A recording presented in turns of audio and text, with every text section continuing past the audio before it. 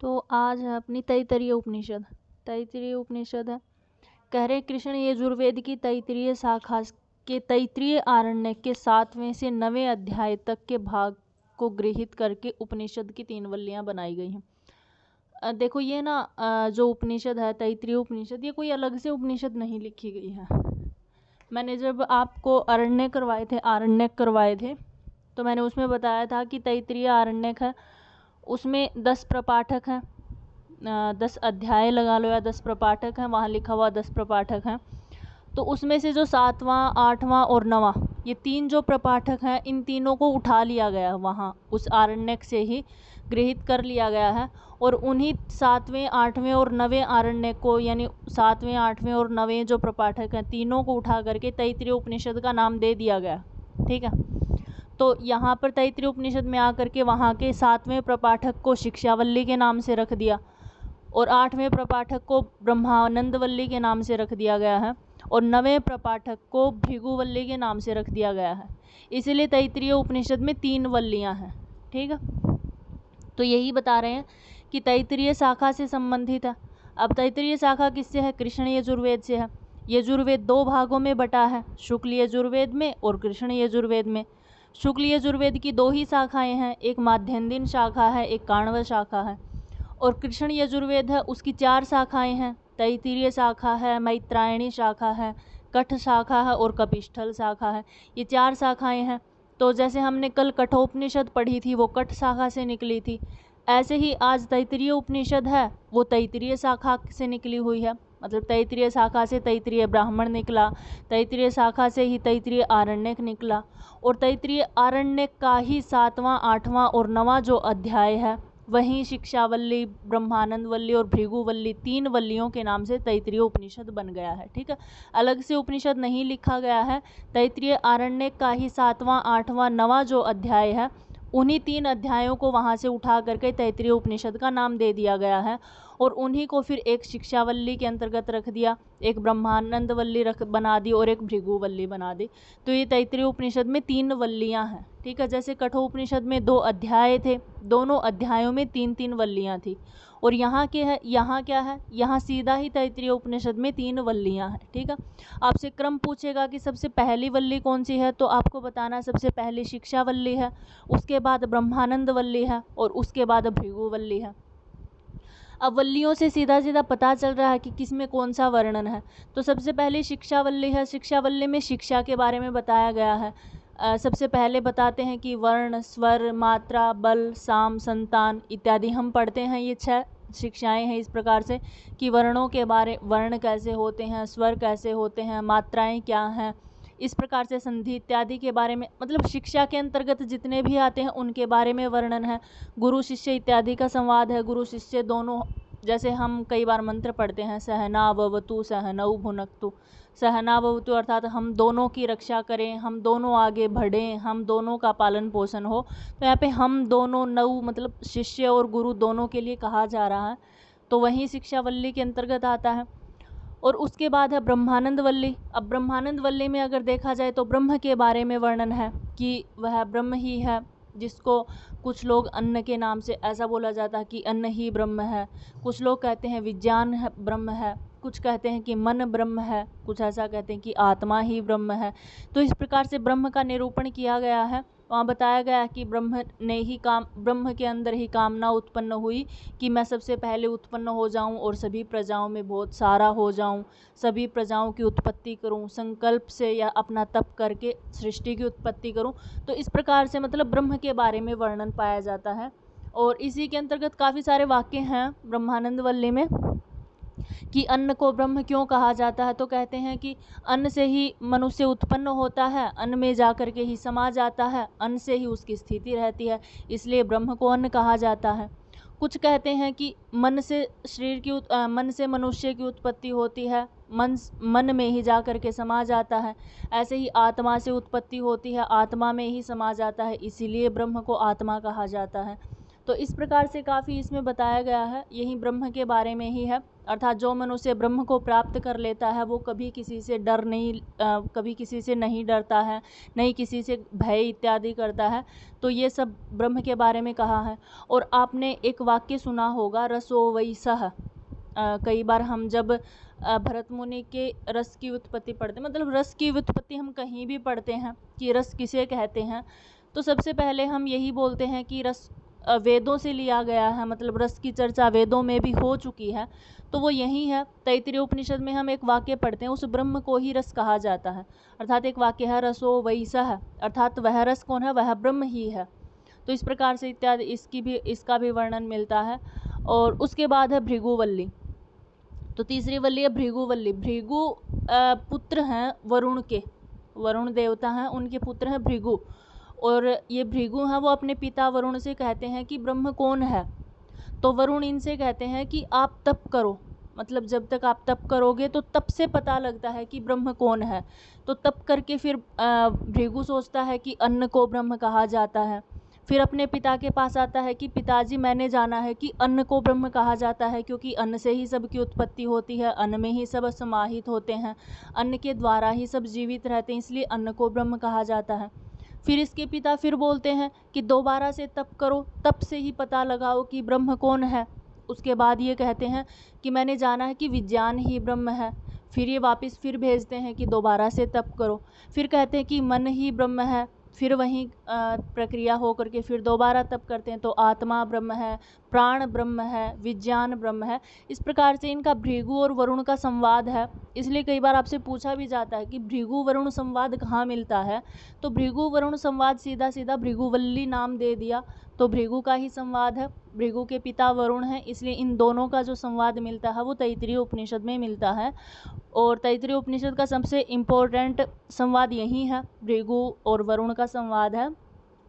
जैसे कठोपनिषद का सबसे प्रमुख संवाद यम नचिकेता संवाद है, केन उपनिषद का सबसे प्रमुख संवाद उमा हेमवती आख्यान है, उसी प्रकार से तैत्तिरीय उपनिषद का जो आख्यान है वो भृगु और वरुण का आख्यान मिलता है। ठीक है, तो इस प्रकार से शिक्षावल्ली, ब्रह्मानंदवल्ली और भृगुवल्ली, ये 3 वल्लियाँ हैं तैत्तिरीय उपनिषद के अंतर्गत। आगे कहा कि इनमें क्रमशः 12, 9 और 10 अनुवाक हैं। देखो ये मंत्रों में विभाजित कुछ मंत्र भी हैं, इसमें ऐसा नहीं है कि सारे ही मंत्र हैं। ये व्याख्यात्मक, एक प्रकार से गद्यात्मक उपनिषद है। जैसे हम कठोपनिषद पढ़ते हैं तो वहाँ पे सारे के सारे मंत्र ही हैं, इसलिए पद्यात्मक के अंतर्गत आती है। और ये जो उपनिषद है वो गद्यात्मक के अंतर्गत आती है। मैंने एक बार आपको बताया भी था कि कौन सी उपनिषदें पद्यात्मक हैं और कौन सी गद्यात्मक हैं। तो गद्य के अंतर्गत आते हैं केन उपनिषद, प्रश्न उपनिषद, तैत्तिरीय उपनिषद, ऐत्रेय उपनिषद, छांदोग्य उपनिषद और बृहदारण्यक उपनिषद। ऐसा नहीं है कि इनमें मंत्र नहीं है, मंत्र भी हैं इनमें, लेकिन ज़्यादातर जो विषय है वो गद्यात्मक है, इसलिए इनको गद्यात्मक उपनिषद के अंतर्गत रखा जाता है। और पद्यात्मक उपनिषद मतलब ऐसा नहीं है कि इनमें कोई भी गद्य नहीं है, एक आध जगह गद्य हैं इनमें भी, लेकिन पद्य सबसे ज़्यादा पाए जाते हैं, तो इसीलिए इन 4 उपनिषद को पद्यात्मक उपनिषद कहा जाता है। जैसे ईश उपनिषद है, कठ उपनिषद है, श्वेताश्वेतर उपनिषद है और मुंडक उपनिषद है। ठीक है, ये सारी पद्यात्मक उपनिषद है। और याद रखना, ईश उपनिषद जो है ना वो सबसे प्राचीन उपनिषद है, क्योंकि ईश उपनिषद मूल रूप से यजुर्वेद का ही भाग है। यजुर्वेद के 40वें अध्याय को ही ईश उपनिषद के नाम से रखा गया है। और यजुर्वेद तो सबसे प्राचीन है, मतलब वेद तो सबसे प्राचीन है, उपनिषदों का क्रम तो बहुत अंतिम काल में आता है, इसलिए ईश उपनिषद सबसे पहली उपनिषद, सबसे प्राचीन उपनिषद है। और केन जो उपनिषद है वो सबसे अंतिम उपनिषद है, यानी सबसे बाद में लिखी गई उपनिषद है। इसमें बताया है कि पहली जो शिक्षावल्ली है उसमें 12 अनुवाक हैं, ब्रह्मानंदवल्ली है उसमें 9 अनुवाक हैं, और भृगुवल्ली है उसमें 10 अनुवाक हैं। इस प्रकार से कुल जोड़ के देखोगे तो 31 अनुवाक हो जाते हैं। ठीक है, मतलब तीनों वल्लियों में 31 अनुवाक हैं। पहली वल्ली में 12 अनुवाक हैं, दूसरी वल्ली में 9 अनुवाक हैं और तीसरी वल्ली में 10 अनुवाक हैं। टोटल मिलाकर के 31 अनुवाक हैं, आपको ये याद रखना है। आगे है वरुण और भृगु का आख्यान मिलता है, वो मैंने बता दिया। भृगुवल्ली में वरुण इनके पिता हैं, भृगु इनके पुत्र हैं, मतलब पिता पुत्र दोनों का संवाद होता है। ब्रह्म को लेकर के ही संवाद होता है। भृगु को जानने की जिज्ञासा है कि ब्रह्म किसे कहते हैं, तो वरुण इनसे कहते हैं कि आप तप करो, तप से पता लगाओ कि ब्रह्म कौन है। तो इनका इस प्रकार से आख्यान मिलता है। आगे अन्न की महिमा के बारे में भी इसमें बताया गया है। देखो कई बार आप पढ़ते होगी अन्नम न निंद्यात, अन्न की निंदा नहीं करनी चाहिए। तो ये सारे वाक्य हैं, अन्न की जो महिमा है वो यही है, तैत्तिरीय उपनिषद का ही विषय है। पंचकोश आपसे ये पूछ लिया जाएगा, क्योंकि हमारे वेदांत सार लगा हुआ है नेट में, और वेदांत सार में पंचकोश के बारे में बहुत अच्छा वर्णन है कि कारण शरीर की जब उत्पत्ति होती है तो उसमें आनंदमय कोश रहता है, और सूक्ष्म शरीर की जब उत्पत्ति होती है तो उसमें विज्ञानमय, मनोमय और प्राणमय तीनों कोश रहते हैं, और जब स्थूल शरीर की उत्पत्ति होती है तो उसमें अन्नमय कोश रहता है। तो टोटल मिला करके मतलब 5 जो कोश हैं, इसलिए पंचकोश कहा गया है। तो पंचकोशों का जो विषय है, पंचकोशों के बारे में जो वर्णन मिलता है वो तैत्तिरीय उपनिषद में भी मिलता है, ठीक है, क्योंकि वेदांत सार है वो उपनिषदों के ऊपर आधारित है। इसलिए तो कहा जाता है वेदांतो नाम उपनिषद प्रमाणम, कि वेदांत उपनिषदों को प्रमाण मानता है। तो इसलिए ये पंचकोश का जो वर्णन मिलता है वो तैत्तिरीय उपनिषद के अंतर्गत आता है। आपसे पूछ लिया जाएगा, ये प्रमुख है। और आत्मा इत्यादि के विषय में वर्णन, मतलब आत्मा परमात्मा, क्योंकि ब्रह्मानंद वल्ली इसी के अंतर्गत है, तो ब्रह्म के बारे में जहाँ चर्चा हो ऐसा हो ही नहीं सकता कि वहाँ आत्मा के बारे में वर्णन ना आए। तो आत्मा इत्यादि के बारे में विशिष्ट इसमें वर्णन पाया जाता है, ठीक है। अब इसकी कुछ प्रमुख वाक्य हैं। प्रमुख वाक्यों में से देखो सबसे पहला वाक्य इन्होंने दिया है कि यश छंदसाम ऋषभो विश्वरूप है। ये ब्रह्म के बारे में बता रहे हैं कि ऋषभ रूपी जो छंद है, क्योंकि ऋषभ एक प्रकार का छंद है, जो वेदों में ऋषभ यानी जो श्रेष्ठ है, जो प्रधान है, वहीं ब्रह्म कैसा है, विश्वरूप है, अर्थात सर्वरूप है, सबका रूप है। जिस प्रकार से वेदों में ऋषभ यहाँ पर जैसे हम व्याकरण पढ़ते हैं, महाभाष्य पढ़ते हैं, उसमें परमात्मा को एक वृषभ के रूप में दर्शाया गया है, ठीक है।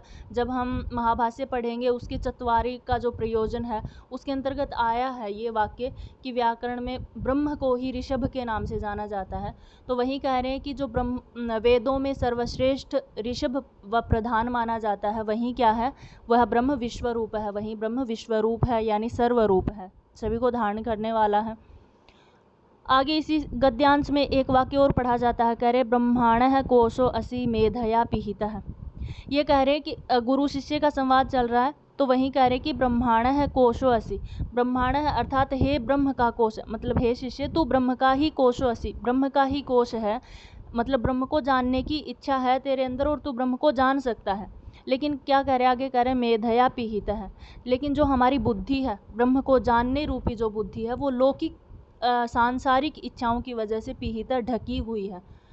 क्योंकि लौकिक वजह से हमारी बुद्धि ढकी हुई है, इसलिए हम ब्रह्म को नहीं देख पाते हैं।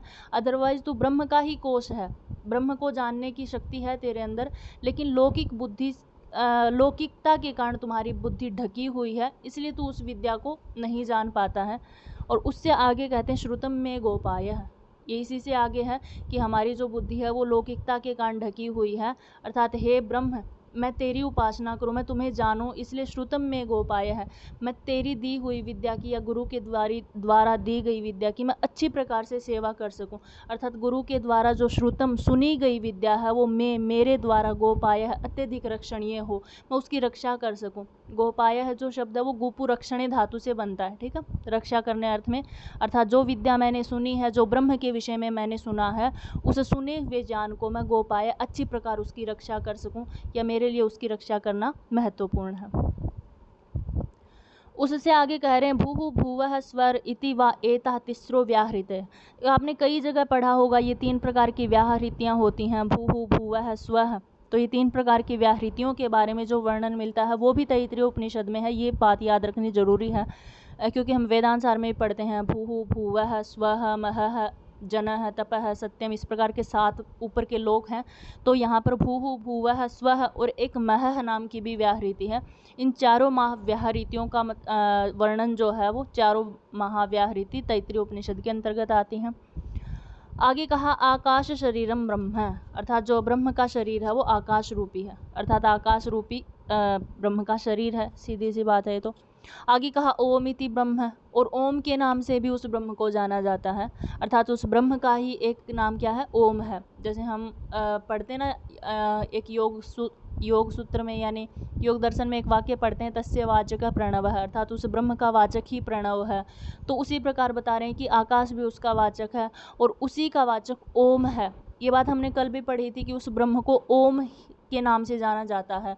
वह ओम ही सबसे सर्वश्रेष्ठ है, ओम ही परम धाम है। अगर हम उस ओम को जान लेते हैं तो हमारी सारी इच्छाएं पूर्ण हो जाती हैं। तो ये कहने का मतलब यही है कि ओम इति ब्रह्म है, ओम ही वह ब्रह्म है। ठीक है, ओम इति सर्वम, ओम ही सब कुछ है। इस प्रकार से मंत्र आते हैं। तो आपको ये ध्यान में रखना है कि ओम इति ब्रह्म ये कहाँ का वाक्य है, तो ये तैत्तिरीय उपनिषद का वाक्य है। ठीक है, ये भी आपने काफ़ी बार सुना होगा, सत्यम वद धर्मम चर, कि सत्य बोलो हमेशा और धर्म का आचरण करो, धर्म पर चलो। तो ये बात भी कहाँ आई है, ये बात भी तैत्तिरीय उपनिषद की है। आपको ये छोटे छोटे वाक्य याद रखने होंगे, ये बहुत प्रसिद्ध वाक्य हैं, कहीं ना कहीं आपको लिखे हुए जरूर मिलेंगे। तो इन वाक्यों को आपको इतना ध्यान रखना है कि ये कौन से उपनिषद से लिए गए हैं। तो सत्यम वद धर्मम चर, अर्थात तू हमेशा सत्य बोले और धर्म का आचरण कर। ये कहाँ से वाक्य है, तो तैत्तिरीय उपनिषद की शिक्षावल्ली से ही ये वाक्य आता है। अब उसके बाद में है स्वाध्याय प्रवचनाभ्याम न प्रमदितव्यम। ये गुरु शिष्य से कहता है कि कभी भी स्वाध्याय में प्रमाद नहीं करना चाहिए। स्वाध्याय और प्रवचन इत्यादि, अर्थात कोई भी प्रवचन हो रहा हो, कोई भी स्वाध्याय अर्थात हम वेद इत्यादि का स्वाध्याय करते हैं, उनमें हे शिष्य न प्रमदितव्यम, कभी भी उसमें आलस्य नहीं करना चाहिए। प्रमद शब्द आलस्य के लिए प्रयोग होता है, और तव्यत प्रत्यय है, तव्यत प्रत्यय चाहिए अर्थ में होता है। तो न प्रमदितव्यम अर्थात कभी भी आलस्य नहीं करना चाहिए, किसमें, स्वाध्याय और प्रवचन इत्यादि में। ये यहीं के वाक्य हैं। बहुत सारे वाक्य हैं ऐसे ऐसे कि ऋतम च स्वाध्याय प्रवचने च, सत्यम च स्वाध्याय प्रवचने च, इस प्रकार से काफ़ी वाक्य हैं। ऐसे ही ये है कि स्वाध्यायन माँ प्रमद है, आचार्य प्रियम धनम आहृत्य, या सत्यान न प्रमदितव्यम, धर्मान न प्रमदितव्यम, कुशलान न प्रमदितव्यम, भूत्यै न प्रमदितव्यम, स्वाध्याय प्रवचनाभ्याम न प्रमदितव्यम, तो या फिर देव पितृकार्याभ्याम न प्रमदितव्यम। तो ये प्रमदितव्यम वाले जो वाक्य हैं, ये सारे के सारे तैत्तिरीय उपनिषद से ही लिए गए हैं। ठीक है, और इन्हीं से आगे फिर एक वाक्य आता है कि मातृदेवो भवः, पितृदेवो भव, आचार्य देवो भव और अतिथि देवो भव। ये सारे वाक्य हम जनरली प्रयोग करते हैं, लेकिन हमें ये नहीं पता होता कि ये कहाँ से उठाए हैं। तो आपको ध्यान में रखना है ये वाक्य भी कहाँ से है। मातृदेवो भव अर्थात माता ही देवता के समान है, माता ही देव है, पिता देव है, आचार्य देव है और अतिथि भी देवता के समान है। तो ये सारे वाक्य कहाँ से लिए गए हैं, ये तैत्तिरीय उपनिषद से लिए गए हैं। ठीक है, आगे कहा सत्यम ज्ञान अनंतम ब्रह्म है। सत्य रूपी अर्थात जो अत्यधिक ज्ञान है वो कौन है, वही ब्रह्म है। सीधा सा वाक्य है, कई जगह लिखा मिल जाता है सत्यम ज्ञानम अनंतम ब्रह्म, अर्थात वह जो ब्रह्म है वो सत्य स्वरूप है, ज्ञान का अनंत अपार शक्ति वाला है। उससे आगे ये भी हमने काफ़ी बार पढ़ा है, एतस्माद् आत्मानम आकाशः सम्भूतः, आकाशाद वायु, वायोर अग्नेः आप अग्नेरापः अद्भ्य पृथ्वी। ये कह रहे हैं कि आकाश से मतलब उस परब्रह्म परमात्मा से आकाश की संभूत है, उत्पत्ति हुई, और आकाशाद वायु, आकाश से वायु की उत्पत्ति हुई है। वायो हो अग्नि, वायु से अग्नि की उत्पत्ति होती है। अग्नेर आपह, अग्नि से जल की उत्पत्ति होती है, आपह बोलते जल को। और अद्भ्य है पृथ्वी, और जल से ही पृथ्वी की उत्पत्ति होती है। मतलब जब हम वेदांतसार में पढ़ते हैं, जब हम स्थूल शरीर, सूक्ष्म शरीर, जब कारण शरीर पढ़ते हैं, उसी के अंतर्गत आ जाता है कि आकाश, उस परमात्मा से आकाश की उत्पत्ति हुई, आकाश से वायु की उत्पत्ति होती है, वायु से अग्नि की उत्पत्ति होती है, और अग्नि से जल की उत्पत्ति होती है, और जल से पृथ्वी की उत्पत्ति होती है। यही क्रम हम जगह जगह पढ़ते हैं। तो ये वाक्य कहाँ का है, इतना ध्यान में रखना है। तो ये तैत्तिरीय उपनिषद का वाक्य है, अर्थात तैत्तिरीय उपनिषद में ऐसा बताया गया है। ठीक है, उसके बाद में है अन्नाद वही प्रजा प्रजायन्ते, कह रहे अन्न से ही प्रजाएं उत्पन्न होती हैं। अन्नात वही मतलब निश्चय से ही, अन्न से ही, प्रजाएं सारी की सारी जो प्रजाएं हैं वो प्रजायन्ते, जायन्ते मतलब उत्पन्न होते हैं। ये वाक्य भी कहाँ का है, तैत्तिरीय उपनिषद का, क्योंकि अन्न की महिमा के बारे में वर्णन मिलता है वो तैत्तिरीय उपनिषद में मिलता है। और अन्नाद वही प्रजा प्रजायन्ते, ये वाक्य आपसे पूछ लिया जाएगा, बहुत इंपॉर्टेंट वाक्य है। तो इसी प्रकार से ये वाक्य आते हैं, अन्यतर भी देखे जाते हैं कि जैसे अन्नात वही प्रजा प्रजायन्ते ये वाक्य हैं, उसी प्रकार से आत्मा वही प्रजा प्रजायन्ते, प्राणो वही प्रजा प्रजायन्ते, मनो वही प्रजा प्रजायन्ते, विज्ञान वही प्रजा प्रजायन्ते और आनंदमय प्रजा प्रजायन्ते। इस प्रकार के सारे ये वाक्य जो मिलते हैं ना, वो सारे इसमें मिलते हैं। इसलिए यहाँ पे ये लिख दिया गया कि आत्मा, प्राण, मन, विज्ञान, आनंदमय, ये सारे एक जैसे हैं। आगे इनके सामने यही लग जाएगा कि प्रजा प्रजायन्ते, अन्न से प्रजाएं उत्पन्न होती हैं, आत्मा से प्रजाएं उत्पन्न होती हैं, प्राण से प्रजाएं उत्पन्न होती हैं, विज्ञान से प्रजाओं की उत्पत्ति होती है, आनंदमय से प्रजाओं की उत्पत्ति होती है। जैसे आनंदमय जो शब्द है, यह आपने ब्रह्म सूत्र में भी मैंने आपको पढ़ाया था कि यहाँ पर आनंदमय में मयट प्रत्यय है और प्राचुर्य के अर्थ में है। देखो इस पे काफ़ी खंडन मंडन चला था, वहाँ पे कहते थे कि आनंदमय शब्द में मयट प्रत्यय प्राचुर्य में न मान करके हम विकार में मान लेते हैं, तब वहाँ पे तैत्तिरीय उपनिषद की काफ़ी वर्णन चला था। ठीक है, उसके बाद में है सो अकामयेत बहुश्याम प्रजायै। देखो ये मैंने बताया था कि ब्रह्मानंद वल्ली इत्यादि के वाक्य हैं ये, कि ब्रह्म क्या सोचते हैं कि मैं ब्रह्म को ही, अकामयत मतलब कामना उत्पन्न हुई, इच्छा उत्पन्न हुई कि बहुश्याम प्रजायै, कि मैं उत्पन्न होके बहुत सारा हो जाऊं प्रजाओं में। ऐसी कामना किसको उत्पन्न हुई, ऐसा संकल्प ब्रह्म को उत्पन्न हुआ। तो ये वाक्य कहाँ का है, सो कामयत बहुश्याम प्रजायै, बहुत इंपॉर्टेंट वाक्य है, ये भी तैत्तिरीय उपनिषद से लिया गया है। और आगे देखो ये रहा रसो वही सह, ये वाक्य कहाँ का है, ये भी इधर का ही वाक्य है, मतलब तैत्तिरीय उपनिषद का ही वाक्य है कि वह ब्रह्म ही कैसा है, निश्चय से ही वही रस है। आगे कहा रसम ही, रसो वही सह रसम ही वा अयम लब्धा आनंदी भवति, अर्थात मनुष्य रस को पा करके ही क्या हो जाता है, आनंदी हो जाता है, आनंद स्वरूप हो जाता है। और वह ब्रह्म भी कैसा है, रस ही है, यानी मनुष्य को कोई भी रस मिलता है वह आनंदित हो जाता है उसको पा करके। तो यहाँ तो पूरा का पूरा ब्रह्म ही रस है, इसलिए ब्रह्म को पा करके तो मनुष्य आनंदित हो ही जाता है। तो अयम मतलब कोई भी मनुष्य लब्धवा, उस ब्रह्म को पा लेता, उस रस को पा लेता है, वो आनंदी भवति, आनंद से युक्त हो जाता है।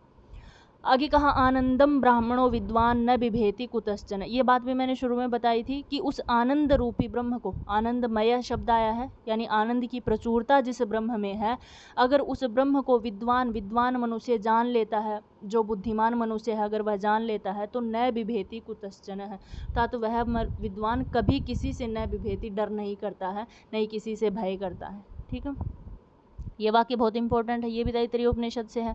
आगे कहा ये तो वा ईमानी भूतानी जायन्ते, मतलब उस ब्रह्म से ही सारी सृष्टि की उत्पत्ति होती है। ईमानी भूतानी अर्थात जितने भी प्राणी हैं वो जायन्ते, इन्हीं से उत्पन्न होते हैं।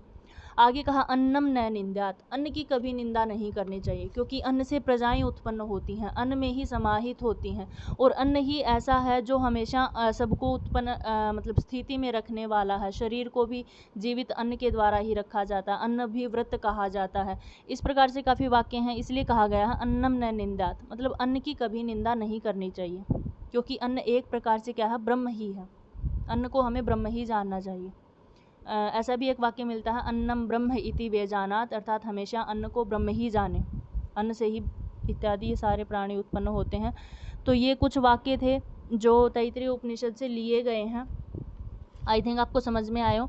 अन्नम न निंद्यात ये सारे भृगुवल्ली के अंतर्गत आते हैं, क्योंकि जब भृगु अपने पिता से पूछता है, अपने पिता के पास जाता है कि हे भगवान मुझे ब्रह्म का उपदेश दीजिए कि ब्रह्म कैसा है, कौन है, तब इसके पिता बोलते हैं कि आप तप करो। तो तप करके सबसे पहले भृगु यही सोचता है कि अन्नम ब्रह्म इति वे जानत, कि वो अन्न को ही ब्रह्म जानता है सबसे पहले, क्योंकि वो सोचता है कि अन्न से ही सारी प्रजाएं उत्पन्न होती हैं और अन्न के कारण ही जीवित रहती हैं, अंत में जा कर के अन्न में ही मिल जाती हैं, इसलिए सबसे प्रमुख अन्न होता है, इसलिए ब्रह्म भी अन्न ही है, ऐसा सबसे पहले भृगु सोचते हैं। उसके बाद फिर से तप करते हैं, फिर वो ये सोचते हैं कि प्राणो ब्रह्म हिति वे जानात, कि प्राण को ब्रह्म जानना चाहिए, क्योंकि ऐसा बोला जाता है ना, बिना हवा के मनुष्य जीवित नहीं रह सकता, प्राणों के बिना जीवित नहीं रह सकता। तो फिर ये प्राण को ब्रह्म सोचते हैं, ये ऐसा सोचते हैं कि प्राण ही ब्रह्म है, प्राण से ही सारी प्रजाएं उत्पन्न होती हैं, प्राण से ही जीवित रहती हैं और प्राण में ही जा कर के अंत में मिल जाती हैं, इसलिए फिर अपने पिता के पास जाता है, फिर वह तप करता है। उसके बाद सोचता है कि मनो ब्रह्म हिति वे जानात, तिबारा तप करता है तो सोचता है कि मन ही ब्रह्म है, मन को ब्रह्म जानना चाहिए, क्योंकि मन से ही सारे प्राणी उत्पन्न होते हैं, मन में ही जीवित रहते हैं और मन में ही अंत में जाकर के मिल जाते हैं। फिर से तप करता है, तब विज्ञान को ब्रह्म सोचता है कि विज्ञान ही ब्रह्म है, विज्ञान से सब प्राणी उत्पन्न होते हैं, विज्ञान में जीवित रहते हैं और विज्ञान में ही अंत में जाकर के मिल जाते हैं। और उसके बाद सोचता है कि आनंदो ब्रह्म वे जानात, कि आनंद ही ब्रह्म है, क्योंकि आनंद से सारे प्राणी उत्पन्न होते हैं, आनंद से ही जीवंती जीवित रहते हैं और आनंदम प्रत्या आविशंति, मतलब आनंद में ही जाकर के समाहित हो जाते हैं। अब उसी के बाद सोचता है कि अन्नम न निंद्यात, इसलिए अन्न की कभी निंदा नहीं करनी चाहिए। तद व्रतम, क्योंकि अन्न होता है वो ब्रह्म यज्ञ का व्रत होता है, अन्न है वो शरीर को देने वाला होता है, प्राण उसमें स्थित रहते हैं, अन्न में, अन्न शरीर में स्थित रहता है इत्यादि। इस प्रकार से वह सोचता है कि अन्नम न परचक्षिता, अर्थात न तो कभी अन्न का त्याग करना चाहिए, न ही कभी उसकी निंदा करनी चाहिए, हमेशा अन्न को बढ़ाते रहना चाहिए, दान देते रहना चाहिए। तो ये सारे जो वाक्य थे ये भृगुवल्ली यानी तैत्तिरीय उपनिषद से लिए गए ही कुछ प्रमुख वाक्य हैं। आई थिंक आपको समझ में आए हों। जहाँ से न समझ में आए तो वो मुझे बता देना। वैसे तो ये बहुत इजी हैं सारे उपनिषद, सबसे ज़्यादा इजी यूनिट के अंतर्गत आते हैं, सबसे सरल यूनिट के अंतर्गत आते हैं। थोड़े बड़े हैं इसलिए पढ़ने में प्रमाद होता है, लेकिन तैत्तिरीय उपनिषद में बताया ना, स्वाध्याय में कभी प्रमाद नहीं करना चाहिए।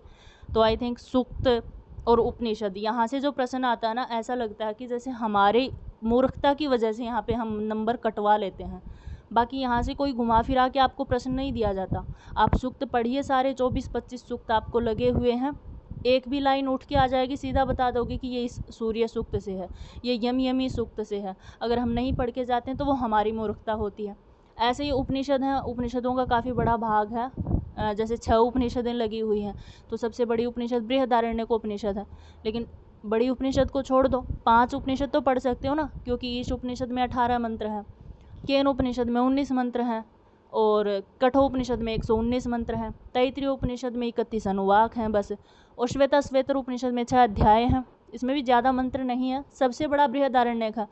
आप 5 कर लेते हो प्रमुख, मतलब अच्छी तरीके से 5 उपनिषद भी पढ़ लेते हो, तो जो बच गया अगर बाहर से प्रश्न आएगा तो आपको पता चल जाएगा कि ये बृहदारण्यक उपनिषद से है। तो उपनिषदों में और एक सूक्तों में मुझे लगता है यहाँ से अगर आपका प्रश्न कट हो रहा है, यहाँ आप नंबर नहीं ले पा रहे हैं, तो वो आपकी खुद की गलती है, इसमें किसी और की गलती नहीं है। आप अपने आलस्य के कारण इनको पढ़ना नहीं चाहते हैं।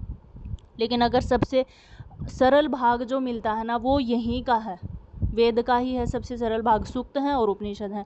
ऐसे ही दर्शन होता है, दर्शन में अगर आपके नंबर कट रहे हैं नेट की यूनिट में जा करके, तो वो आपकी गलती है, आपके आलस्य के कारण कट रहे हैं, क्योंकि दर्शन के प्रश्न घुमाए नहीं जा सकते वो जितने, क्योंकि 5-7 प्रकरण ग्रंथ हमारे लगे हुए हैं, ज़्यादा प्रकरण ग्रंथ नहीं है हमारे अंदर।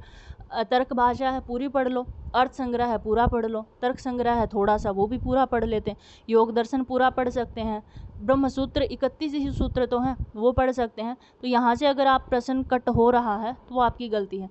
साहित्य नहीं सोच सकते, क्योंकि साहित्य का बहुत बड़ा लंबा पार्ट है, माना नहीं पढ़ पाते हैं एक आध जगह पे, ये इतने बड़े बड़े ग्रंथ हैं, किसी में 150 श्लोक हैं, किसी में 200 श्लोक हैं, नहीं पढ़ पाते हैं, एक आध सूक्ति छूट जाती तो ऐसा लगता है कोई बात नहीं, बहुत बड़ा पार्ट था, छूट गया। लेकिन दर्शन से, वेद से अगर आपके नंबर कटे जा रहे हैं तो वो आपकी गलती से ही कटे जा रहे हैं, क्योंकि ये इतना बड़ा विषय नहीं है, ठीक है, और ऑथेंटिक विषय है। जैसा आप पढ़ोगे वहीं से प्रश्न आएगा, कोई गाइड वाइड से मत पढ़ना, गाइड से पढ़ोगे तो सारे नंबर ही कट होंगे, ठीक है। तो आई थिंक आपको समझ में आया हो। जहाँ से नहीं समझ में आता हो आप मुझसे पूछ लिया करो, मैसेज कर दिया करो, या सीधा कॉल करके पूछ लिया करो, मैं बताने का प्रयास करूँगी और समझाने का प्रयास भी करूँगी। तो